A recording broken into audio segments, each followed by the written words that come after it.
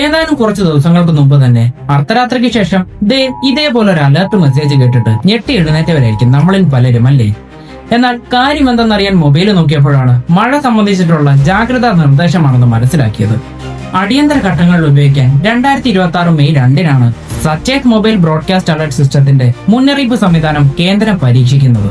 ഉറങ്ങിക്കിടക്കുന്നവരെ ഉൾപ്പെടെ ഉണർത്തി നിങ്ങളിപ്പോൾ അപകട സാധ്യത മേഖലയിലാണ് നിൽക്കുന്നതെന്ന് അറിയിക്കാൻ വേണ്ടിയാണ് ഇത്തരം അലർട്ടുകൾ നൽകുന്നത്. ഒരേ സമയത്ത് അസാധാരണ ശബ്ദത്തോടെ കോടിക്കണക്കിന് മൊബൈലിലേക്ക് അലർട്ട് നൽകാൻ നാഷണൽ ഡിസാസ്റ്റർ പോർട്ടലിന് സാധിക്കും. ഇത് മാത്രമല്ല, ദേശീയ ദുരന്ത നിവാരണ അതോറിറ്റിയും ടെലികമ്മ്യൂണിക്കേഷൻ വകുപ്പും ചേർന്നിട്ടാണ് ഈ അലർട്ട് സംവിധാനം നടപ്പിലാക്കുന്നത്.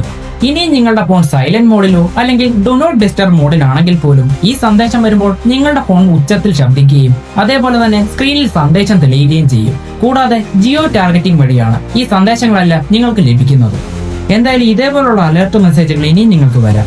സോ അവഗണിക്കാതിരിക്കുക, ജാഗ്രത പാലിക്കുക.